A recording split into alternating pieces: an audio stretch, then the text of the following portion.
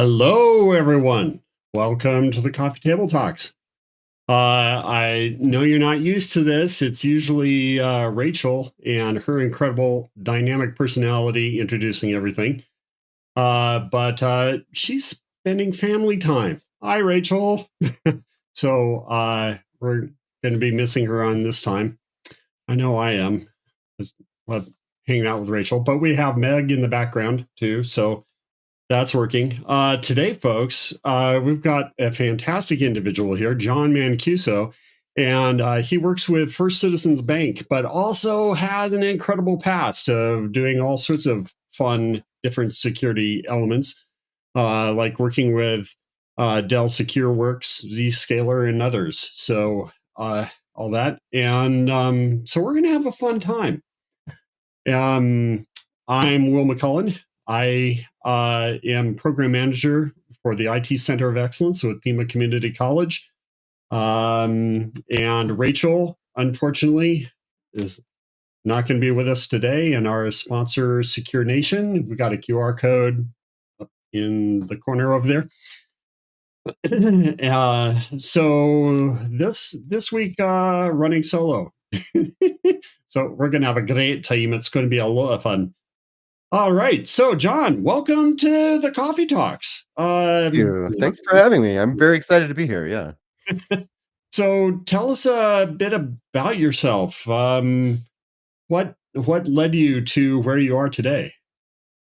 Wow. So, yeah, my path into information security, cybersecurity is like many people, not a traditional one, let's say. So, way back when, a very long time ago, when I was in college, I didn't really know what I was doing at all, but sort of had an interest in computers. So I was like, oh, maybe computer science, maybe programming. I turned out to be a bad student in college, and especially Me too. with computer with computer sciencey stuff. Like, you have to plan ahead, you have to start your assignments on time or even early. That was not me in college at the time. So, fortunately, my parents were much wiser than I was and continue to be to this day. And they pushed me to look for internships and just sort of general things that I could do to prepare me for work and a career in the future while I was in college. So I ended up starting out in sort of an IT support role, doing basic stuff like computer reimaging, troubleshooting peripheral issues, stuff like that. Moved on to a different internship that was doing like system administration and some light programming. But through that second internship, I got to know some of the security folks at that company. And very quickly, both they and I realized that that was what I was really interested in. So, fortunately, the stars aligned for me. I transitioned into a role on that security team that led to full time employment after I graduated. And the rest, as they say, is history. I have gone through a lot of different types of roles with different organizations, and yeah, it's I feel very privileged that I've had the opportunity to experience a lot of different things in this industry. Yeah, well, it seems to be kind of a commonality with most folks in this industry, right? It starts off with following your passion and finding that, oh, that's really cool. And then it turns into a career. Yeah, absolutely. One of the things I love about working in this industry is that it really is so broad. You have so many different choices of things to pursue, specializations, or if you're sort of a somebody who likes to bounce around, you can be that generalist and have a lot of different areas that you have expertise and experience in. And I don't know if this is a unique industry in that way, but I like to think it is. I like to hope that it is because it makes it feel a little bit more special. So what was the kind of areas that lit that spark for you? What So was the fun stuff? so I think that a lot of people, when they are starting out, they gravitate towards offensive stuff, right? Doing pen testing, doing red teaming, exploits, you're running vulnerability scans. Like back when I was starting out, that was all like Nmap, Nessus, uh, like trying to find ways in. One of the biggest things that I did on my own was to demonstrate web vulnerabilities for some of the directors at the company that I was at, and it was a live demo where we went out and we just did the scan with aircrack and then cracked the Ah, web and got access, and it was like, well, this is amazing. So that was great. When I was starting out, I think a lot of people really loved that kind of stuff.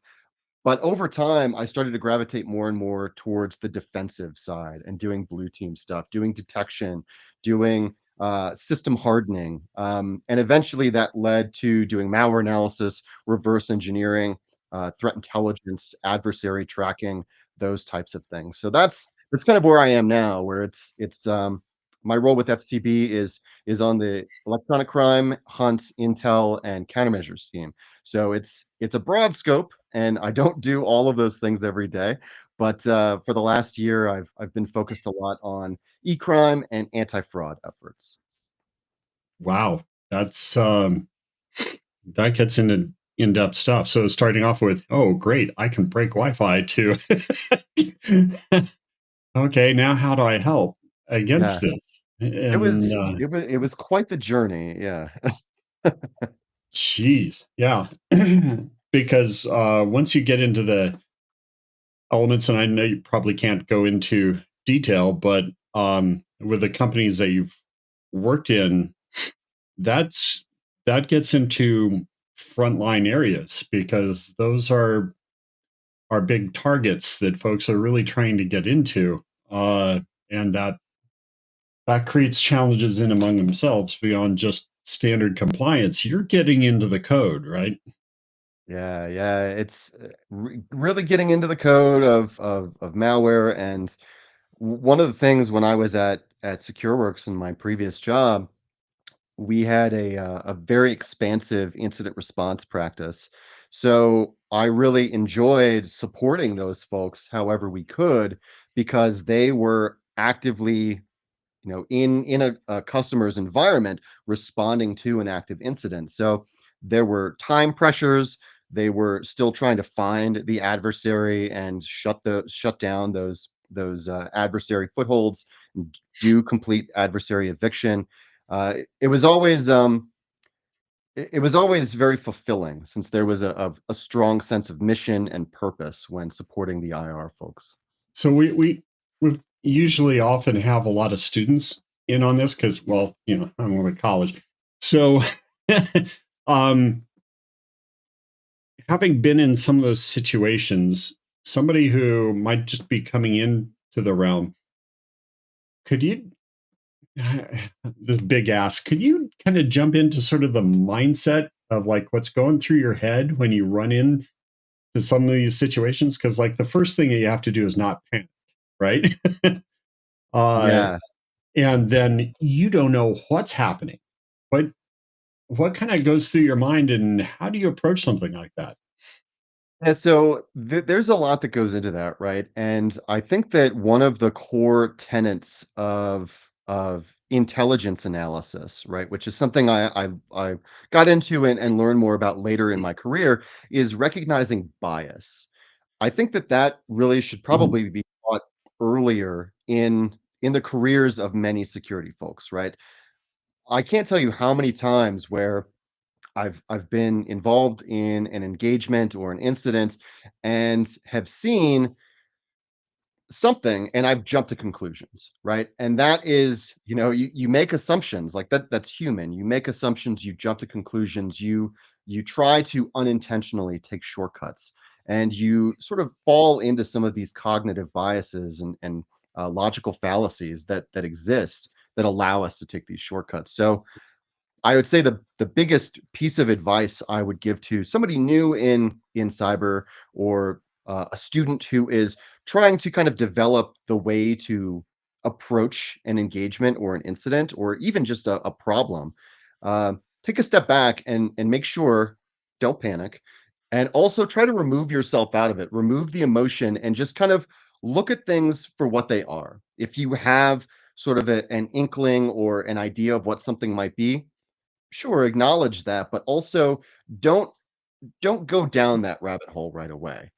It may It Wow. may be too soon to do that, right? Continue to gather information and do analysis, right? And sometimes analysis can be boring. Sometimes it can be tedious, but that really, especially at the beginning of an engagement, that is the important stuff. So that would be my unsolicited advice to anyone. Well, that's easier said than done, right? Because Of you course. don't you have like clients and folks like that kind of like tapping the table and going, where are we now? Absolutely, absolutely. Put the And pressure on. yeah, I mean, there. Don't get me wrong. There are ways to try to shortcut, right, and provide short term results for something like malware analysis and reverse engineering, right. So whenever I receive a sample, I sort of approach it two different ways. The first is do a quick pass of static analysis. Very basic stuff. What kind of file is this? Does it have any interesting strings that jump out at me? Right. Always run strings on whatever file you get because who knows what will jump out at you. Very, very basic static analysis. Step two, throw it into a sandbox. See what it does in a dynamic environment where it's doing a live execution. Does it call any interesting Windows APIs? Does it reach out to a command and control server? All of these things you can provide immediately to a client or to your employer or to your incident responders, whoever. All of these very like tactical, quick wins for doing threat hunting and doing incident response. After the behavioral analysis stuff, that's when you jump into doing your hardcore reverse engineering tasks. That's when you're opening up Gidra or Cutter or IDA Pro and you're doing that deep dive. Or let's say you throw it into your behavioral analysis sandbox and it doesn't do anything. That's when you pivot and you're like, okay, now I need to go and see what's going on. I need to see, is this doing sandbox detection? Is this doing anti-analysis checks? Is it doing VM checks? What is preventing this from executing all the way? So yeah, it's there's a process there for sure, but yeah, I think step 0 and 1, don't panic and take your time, check your bias. That's awesome, and thank you for throwing out just some of those tool names because I can tell a bunch of students are going, okay, let's rewind that. What was that? um, so to help them a little bit in that sandbox environment that you're describing, what do you use, and is there an open source equivalent that maybe students would be able to afford? Sure. So I guess the most well-known open source sandbox right now is Cuckoo Sandbox. And I'm not sure of its current status, like as a Yeah, supported project. I still know that sort yeah. yeah, it sort of went commercial, right? So it's now part of I think Triage, which was bought by Recorded Future. So I'm not sure whether the full, the actual open source Cuckoo is still supported. But for many years, that's been sort of the main Windows VM sandbox that people have been using. Sweet. I was just hoping for some other idea that I I because yeah, wish. that's tricky to set up the open source one. Um, very cool. And so you've been we had wonderful starting to chat just beforehand. You've been through some recent turmoil, right? Of job wise, which Yeah. is kind of across the board. Yeah, Would you it's care to scary. pop into that Yeah. a little bit? Sure, yeah. So I worked I'm currently at First Citizens Bank. Before that I was at Dell SecureWorks for around 7 years. And like many people in the security industry, over the last few years there've been very, very large waves of layoffs at various companies. Even very, very companies that are doing extremely well, like Google and Amazon. I was unfortunately affected by one of those waves of layoffs at SecureWorks about a year and a half ago. So it was very unexpected. It hit right when I got back from vacation, and I had just had my first skip level one-on-one with my boss's boss, and Ouch. yeah. So from my side, I was like, Everything is great. This is fantastic.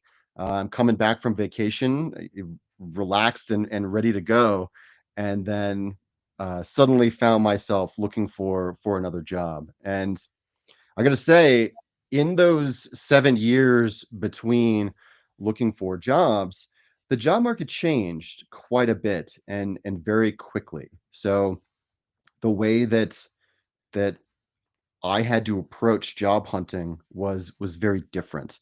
You couldn't just have sort of a standard resume and a standard way to apply to a company. That won't get you past these these new ATO systems, these screening systems that will they'll are designed to try to weed out candidates from jobs that they may not be qualified to apply to.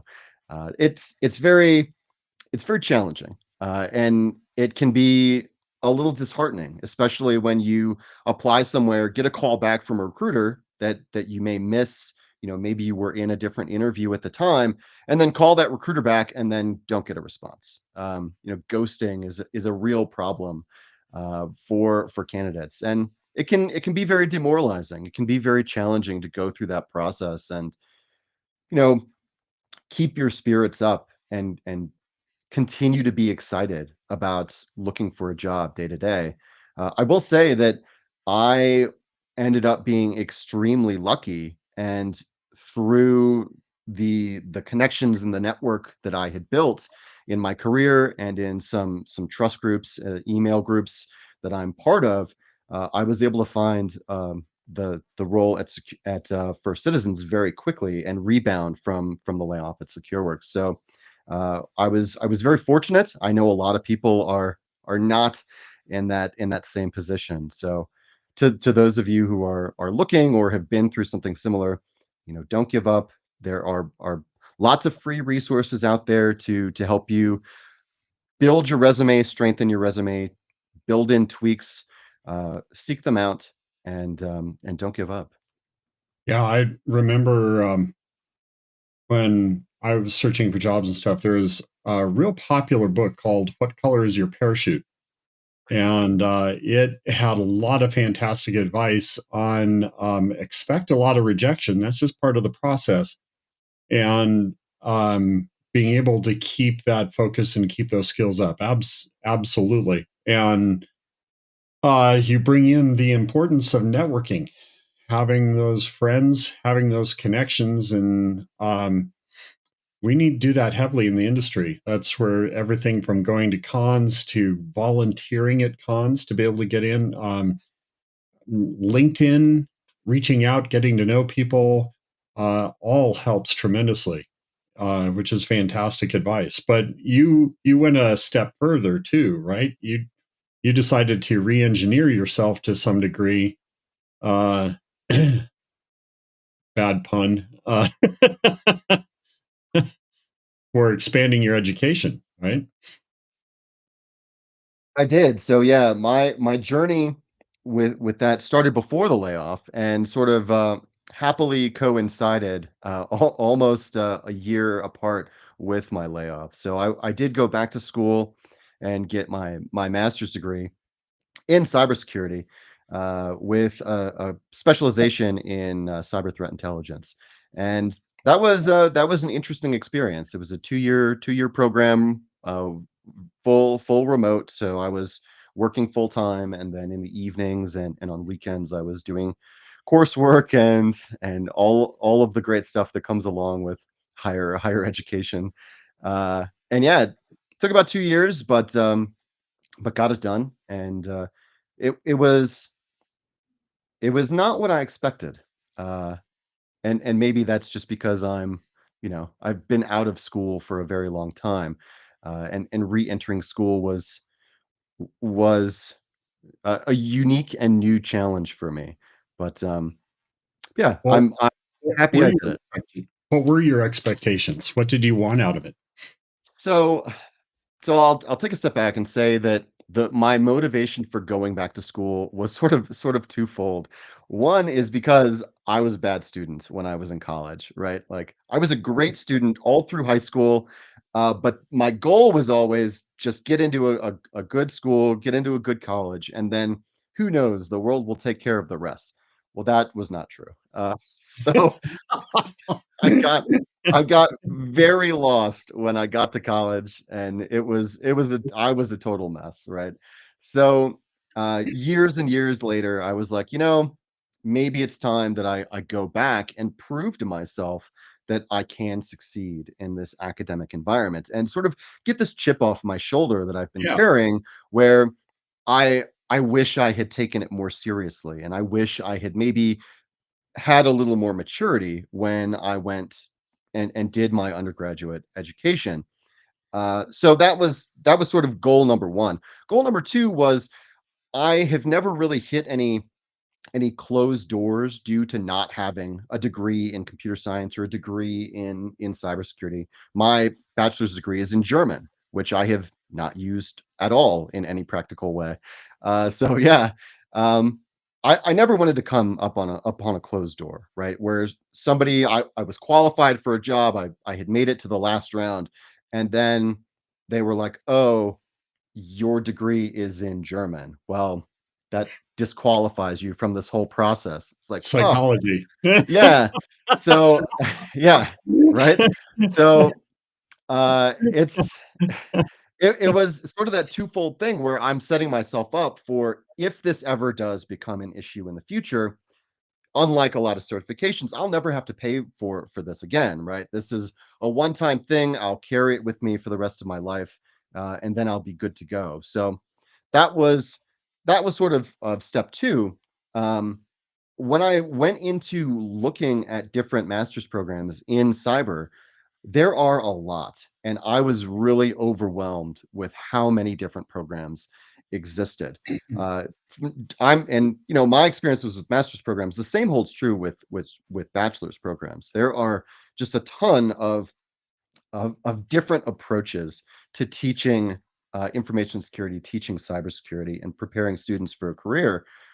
I wanted something that would be practical and would teach practical skills. I didn't want to go to school and just read a book, read a textbook, and write a paper. Right. Now, and you're coming at this from a very unique aspect because you're already a cyber professional, Yeah. right? So when I'm looking and thinking about making this decision, I already have, 17, 18 years of experience in the industry as I'm looking at these different programs. So the Which things gives that you a good I'm idea of what you want, right?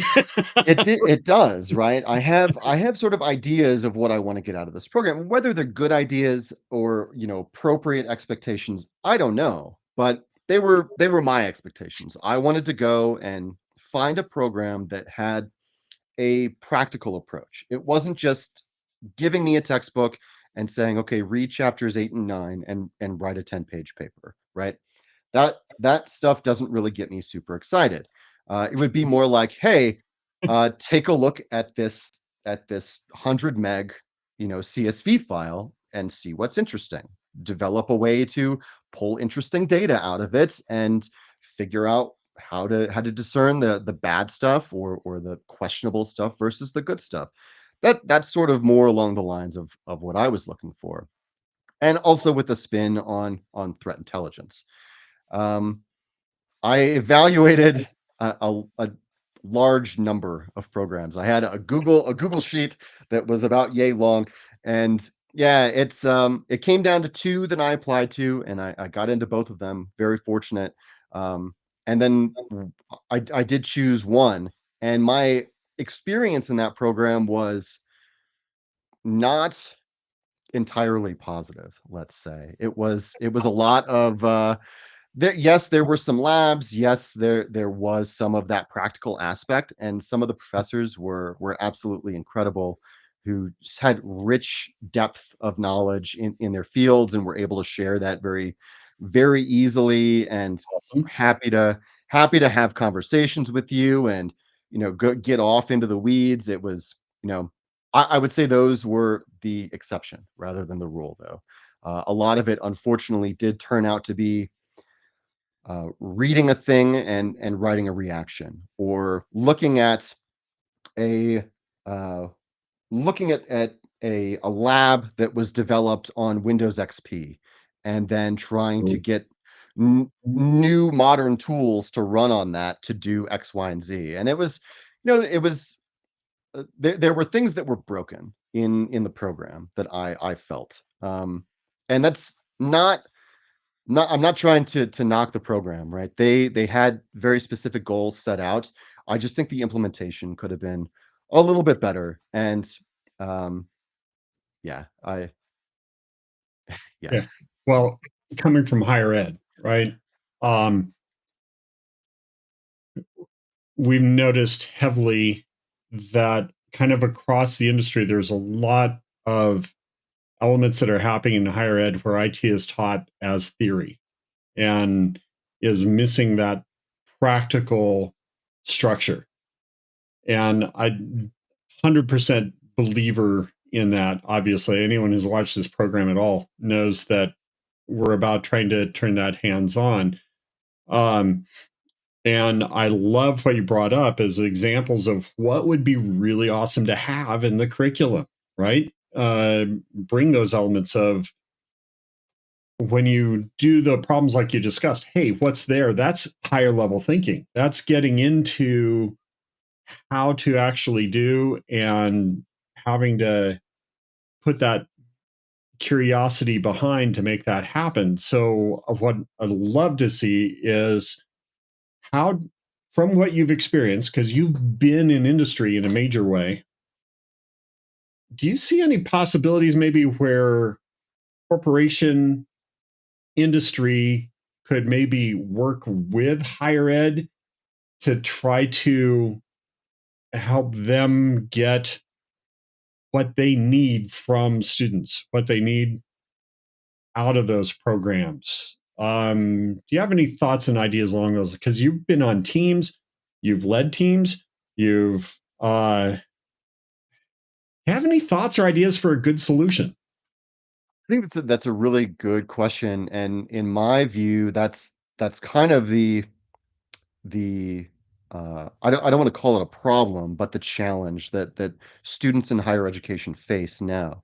They're going to school to prepare them to enter this field, this cybersecurity field, and some of the skills that are taught are maybe not so practical. So I would say one of the big things that I've really liked seeing a lot of university programs adopt are things like, and I don't want to throw them out as, a paragon of doing this, but like the Range Force programs or like Try Mhm. Hack Me, and these companies that are putting together uh, very curated and tailored environments where people can come in and explore. And yes, you have specific goals to accomplish in each lab, but you can also just kind of go in and it feels like you are in a real, a real environment, a real domain, and you can play in the sandbox and you can experience those things. I would also say if the school has resources, building out their own lab programs, having, in our conversation, uh, at your program, you have a student run lab. I think that's a phenomenal idea. Though it gives students not just the practical experience of running these systems and effectively running sort of a CTF for themselves all the time, but it also gives them the flexibility to stand up new systems and to adapt. If there's a new and interesting, cool idea or a new exploit that comes out for a piece of open source software, a piece of software you can throw in the environment, yeah, put it out there and have at it. Go nuts. See what happens. I think those are the types of things that really help students gain the practical skills to be able to go into the workforce quickly and demonstrate and quickly find a job. Now that said, students still need to get their foot in the door with these companies, and I think that is also challenging. Past doing sort of the historical partnering with companies and having companies recruit students or having bringing them into sort of an open house and collecting, collecting resumes and looking for those kinds of aptitude, students with aptitude and skill. I'm not really sure what else companies, like private companies, can do in to bridge that gap. I'm going to be a big advocate for internships because that's how I got into the industry. I think that that still works as long as they're paid internships because people got to eat. But yeah, I'm all about the practical experience and being able to demonstrate to a company what somebody can do. Yeah, I that's uh, thank you for that perspective because that's what we're doing with the Arizona Cyber Warfare Range. The National Cyber Warfare Foundation is, and we've done this also with the University of Oshkosh in Wisconsin, and to develop those areas where it's what we call live fire cyber range because it's not a virtual construct. You're there going at it. You can download stuff right off the darknet and put it into play. And with things like malware analysis and things like that, once you identify something, I think this is really cool because in the area that you work in, uh, where you are dealing with incidents, you have to be very careful about what information you share, of course. But when you get something live, what if you could have a situation where you could work with a group like students in the cyber range, and instead of just being an internship, internships are difficult because there's companies across this nation that you can't afford to allow an internship to have administrative access to the production environment, right? So unfortunately, there's a lot of internships where um, you have students setting up computers or printers, but not really getting to the enterprise level stuff they do. But in your area, you've got something kind of unique that if you have that piece of malware or whatever, what if you could take that to a student group and say, here, figure it out. What does it do? Who does it connect with? Put it in a sandbox, see what happens. Um, Try to create an environment where it looks like it's in different network elements around the world. Things of that sort. Would that be a resource that you think you could sell to the company? Um, The huge question there, right? And I yeah, don't know if anyone's ever gone down this road. sure. Um, I think that my response to that is maybe. Um, there are challenges there, right? So the uh-huh. biggest one is gonna be privacy challenges, right? Like you'll have to sign an NDA with a bunch of students, or student group, right?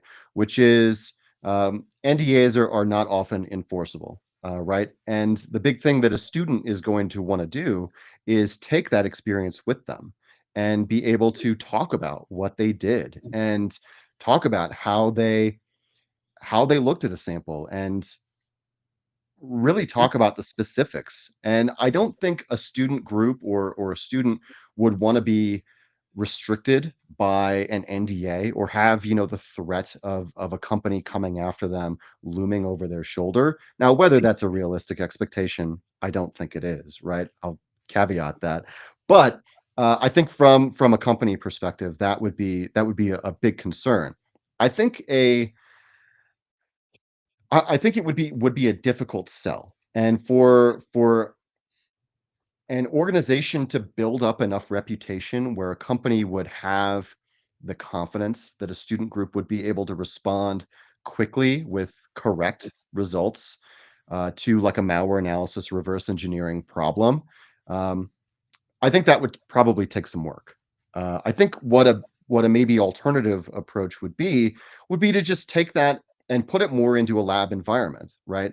And take a, you know, uh, do basically a tabletop incident, but treat it as though it was live. So get a sample of Cobalt Strike and give it to a student group and say, okay, figure out what this thing does, and write it up as a technical blog post, as if you were working for a large security vendor, and have it go through the necessary rigor for publication, and have somebody push them on sussing out all of the important technical details of what the malware is doing, and getting from point A to point Z in understanding what is happening during execution and during the incident.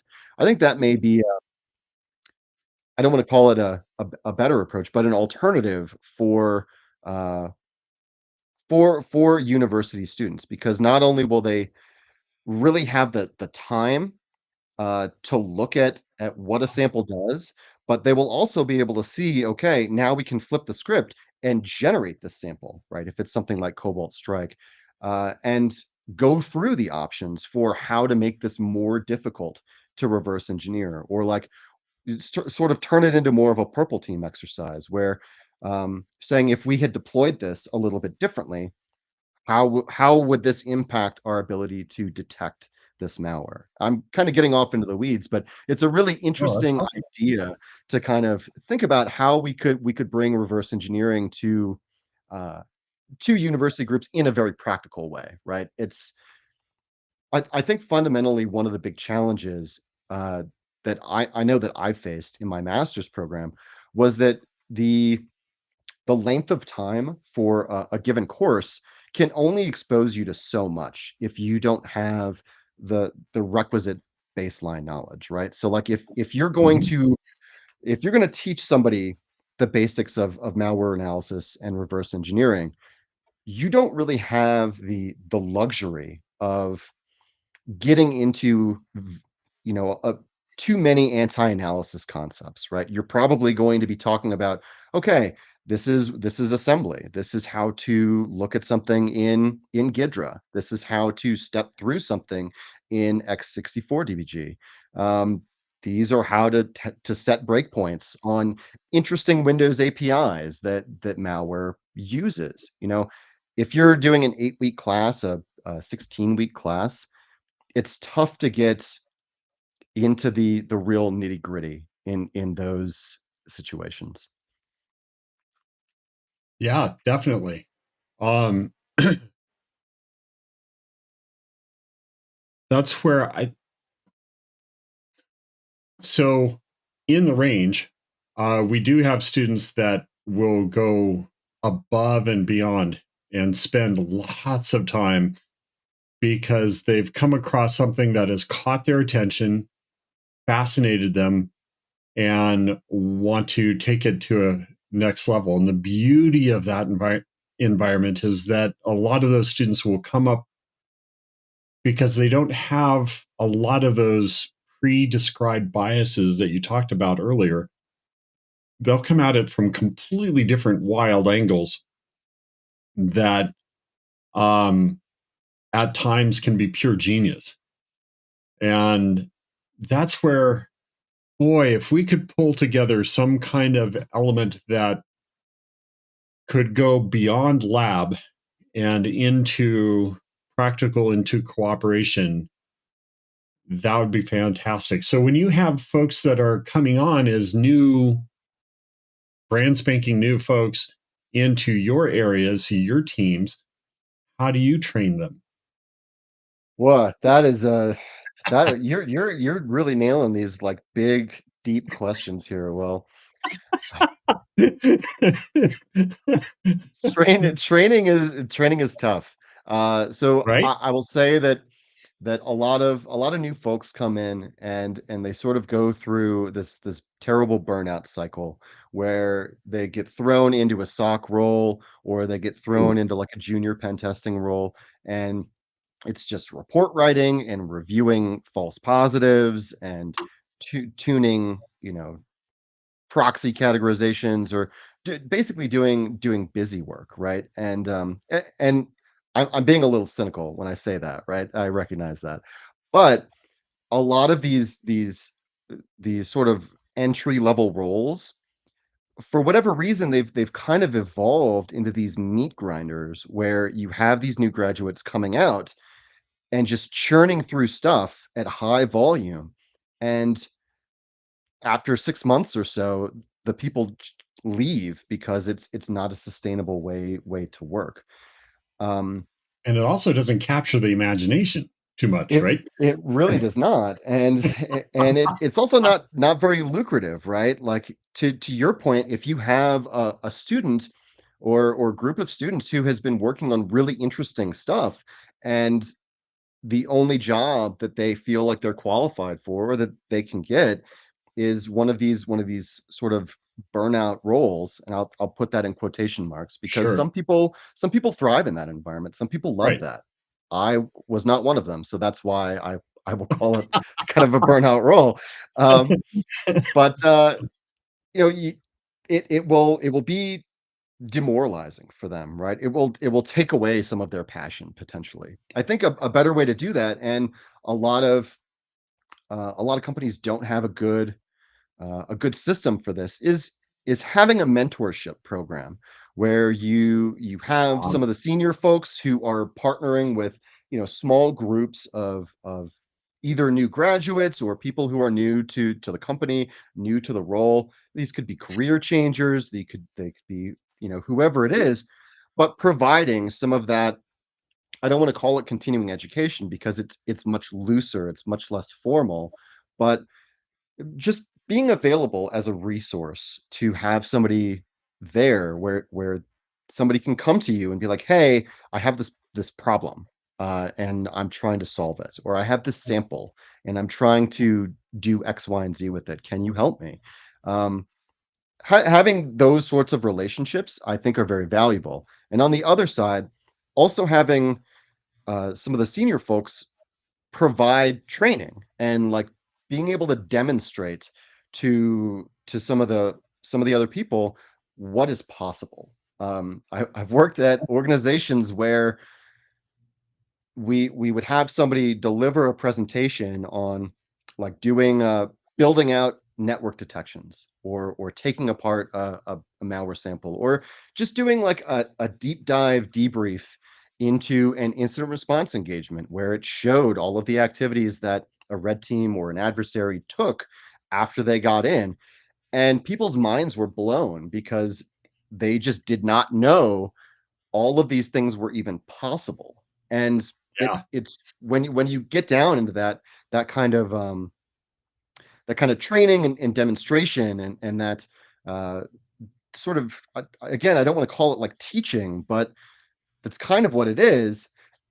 It really expands people's horizons and it makes Sure. them think more broadly about what they can do next time they encounter a problem. So that's kind of a rambling answer there, but yeah. And no, Oh, it's awesome. I also wanted to say, with finding a job and students and being prepared, I cannot recommend to students enough. Find your local hacker community, right? Find your local B-sides group. If you Uh-huh. live in an area where there's, like, back in the day, 10 years ago when I lived outside of New York, the New York City Sec community, where they would meet up like once a week or once a month or however often. I couldn't make it very often, but it was always interesting to go and like see who was there and talk to people. And you can really build a, a, a community. You can really network there and learn from some of those people and that can be very valuable for someone, especially people who are students or coming into the industry with very little in terms of networking or resources who they can reach out to. Absolutely. Absolutely. And so we have not just students, but we also tend to have a viewership that have a lot of C-level type employees. I'm C-level folks, which I think is fantastic. Hello, all you C-level folks out there. Going at this, it's exciting because maybe between the two of our thoughts here, what if we could change the whole industry and element and going about it? If we got rid of our biases about how things are currently done. Because I know from a higher ed standpoint, when we started our program, we brought in a whole bunch of folks from the area, employers, and said, we're going to get off our academic high horse and you tell us what you need to be able to hire our students. Because in reality, what this is all coming down to is that what they want out of us are training for students so that they don't have to do the training. The training that you just described that has to happen in those industries, that's happening in those industries. And I would put forth from a higher ed aspect because they're not getting out of higher ed what they need. So now we're bringing in those elements of mentorship, bringing in those elements of changing the concept of meat grinder work to salting in with that interesting and fun work to where you see where it goes, right? Changing that whole dynamic. If we could just wave a magic wand, okay, bippity boppity boo time, uh, how could that look from education to corporate? Now, I understand you have to kind of dislodge a portion of your legal brain. Um, but in running with the concepts, what would be really cool of what it could be? Because you're hitting all these points so well. I feel comfortable. I know I'm asking you hard thoughts and ideas, but here we have an opportunity to maybe talk to some folks and say, we need to re-engineer this. We need to think differently about how this is going because it's broken. Mhm. This is a really interesting line of questioning and a really interesting concept, Will. Um, I will say, and I Sorry, I didn't mean no, to. no, I love it. I love thinking about this because I so the way that I have approached this is probably giving into some of my bias, right? Some of my existing bias, right? The way that I have tried to approach internships in the past has been uh, very intentional, where we will bring on an intern and have a specific set of projects that we will want them to work on, right? So it's not just throwing them into the fray of the day-to-day whatever it is we're doing, right? We will bring in an intern and say, "Hey, we have this need. We have let's make up a scenario, right? We're getting in malware samples and we need a way to categorize them and then ingest indicators into our threat intelligence platform, into our tip. Uh, Work on a way to do that. And you've got X amount of time. Let's schedule check-ins every week, and we'll see how that works. And that's kind of the way that I've tried to approach internships in the past. So they're Mhm. very tactical in what we want to accomplish, and the idea is to expose them to real world types of work, and then have them be able to execute on that in a real place, right? And also be able to like give them something to talk about on their resume or that they can, bring elsewhere, right? For somebody who is coming in and not an intern, right? Partnering with a university. Um, I would want to see I think that the way that I would probably try to approach it is very similarly, where I would come and approach a student group with sort of a vague problem, right? Like, hey, I have a I have this is may or may not be a real thing, but hey, I have uh, a 4 gigabyte file of indicators that I need to be able to process and organize, and then on a continuous basis run against historical and live data. Like, how can I do that? Like, what kind of system do I need to do that? How would I break down this data into buckets that are usable and actionable for me to work with? How do I enrich this data if it needs to be enriched? I think that those kinds of problems are probably what I would want to bring to a group. Um, how feasible that is, I don't know. Again, Yeah, the lawyers in my head are like, you have to get them to sign away their lives, but right, I'm right. not a lawyer, so But you got to start with whiteboarding, right? So we're just at the exactly. whiteboarding stage, the imagination stage. Yeah. That What could that's that that's be? probably what I would look for. For sharing samples is tough. Because samples will contain or can contain internal information, right, to the company, identifying information. And again, you may not want that to go anywhere. You may not want to share that information out. Um, yeah, that's probably. I am open to ideas. I really like this concept. And I wonder, I mean, maybe I'll turn this question back around to you and say, look, like you work at a university, like how much interaction do student groups and individual students have with the broader IT and actual security folks who work at the university, right? Are are your admins turning around phishing emails or even APT samples if that's something that you experience and turning those around to student groups and saying, "Hey, this is a live thing we got. Like, figure it out." Yeah. So I'm at a community college, which is 2 years, um, and kind of puts a damper on something.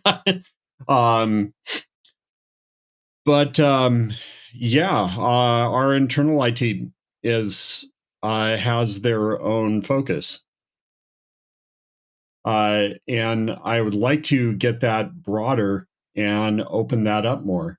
Uh, we are starting to do elements of working with small business. And very soon, this next semester, we are going to be able to be working with the state of Arizona to where the Ryan Murray, who is the CISO for the state of Arizona, is going to be bringing on interns to be at PIMA College a live SOC, uh, going to protect some of the counties around here and bringing that element in. We're working at developing a SOC that will come off of our own systems because we seem to be very popular, have a pretty heavy dance card.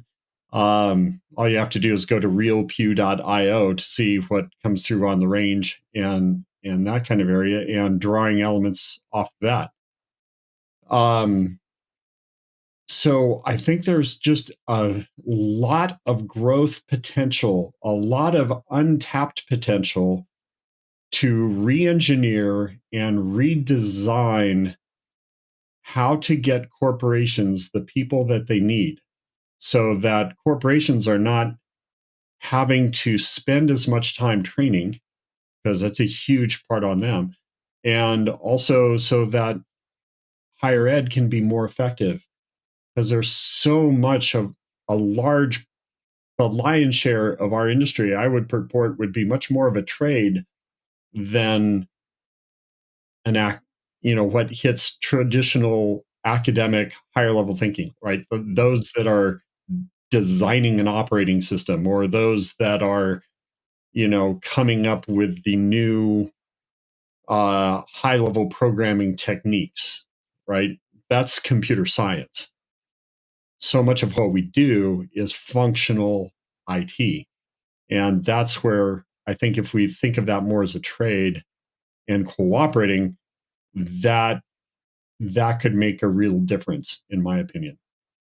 Yeah, I think So I think you're spot on there. I agree with you. I think a lot of IT is very similar to a trade, and it's I think it requires a lot of the same creative thinking, right? Like you sort of know how to solve common problems and basic problems, but the things that you may encounter require um, adaptability and creativity and drawing on that existing knowledge. So I would agree with you. It's less about the day to day, anyways, less about theory and